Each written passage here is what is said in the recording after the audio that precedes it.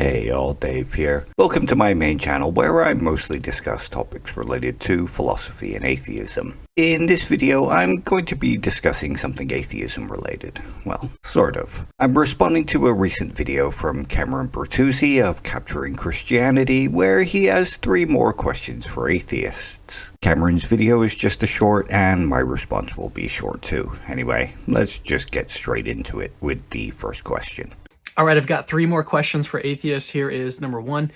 Do you believe that our beliefs ought to be proportioned to the evidence? So should we only really believe something if we've got evidence in favor of it? Do I believe that our beliefs ought to be proportioned to the evidence? Sure, of course I do. However, I think it's something that we have no choice about. The way human psychology works means that our beliefs will be proportioned to the evidence we have available to us. What counts is what we think the evidence is and what it is evidence for. Though that's generally not the end of the story as far as belief formation goes, at least psychologically speaking anyway. Schematic processing means that our beliefs are built bottom up and filtered through a whole host of other beliefs and biases before it even gets to the point of a single piece of evidence. And people rarely have sight of all the available evidence that they hold in their mind. It takes considerable work to process that and to look at it critically. Even then, our epistemic frameworks, our desires, our hopes, our other beliefs, and that kind of thing will play a part in how that evidence is filtered.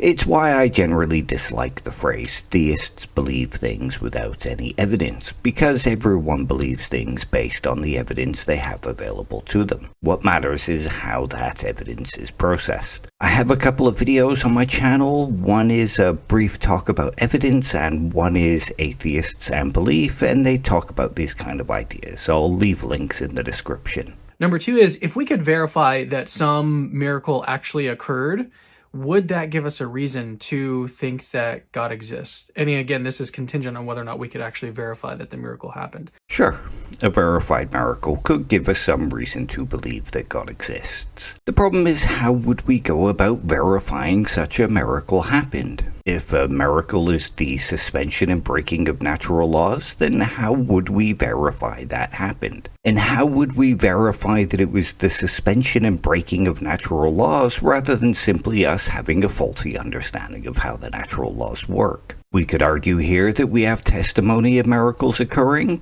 but then there is the problem of faulty senses, biases, inaccuracies in the testimony, and more. And just like any other beliefs that a miracle occurred will be filtered through a whole bunch of biases, heuristics, schema, and epistemic framework, desires, hopes, and that kind of thing. The bar for overcoming that for a Christian is certainly a lot lower than the bar for overcoming that for a skeptic. The problem is how to verify that an actual, genuine, bona fide miracle has occurred. So sure, a verified miracle could give us some reason to believe that God exists. The problem is the verification.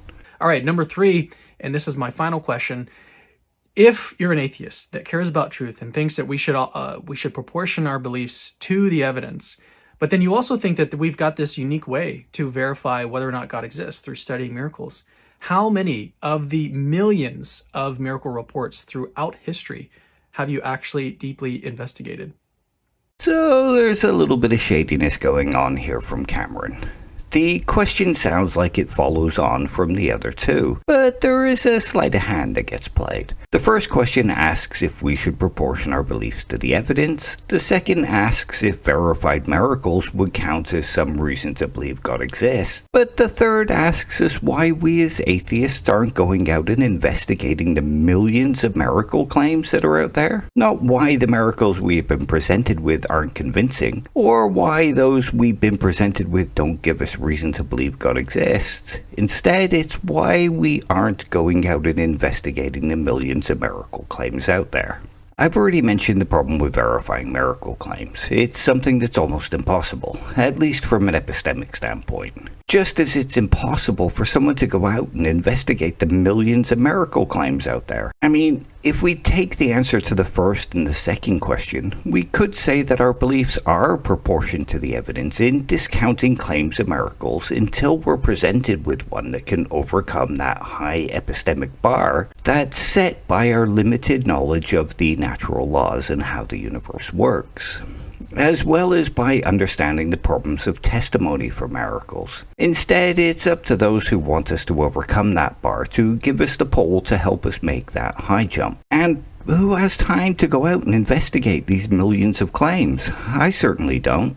So here's one for Cameron and his fans who think this video is some kind of slam dunk. I don't have the money or the time to go out and investigate these millions of claims. But if Cameron can get a few thousand of his followers and Patreon donors to give $1 a month to me instead of him, I will spend as much time as possible going out and studying these millions of miracle claims. From that, I will create a series of videos critically and skeptically assessing these millions of miracle claims.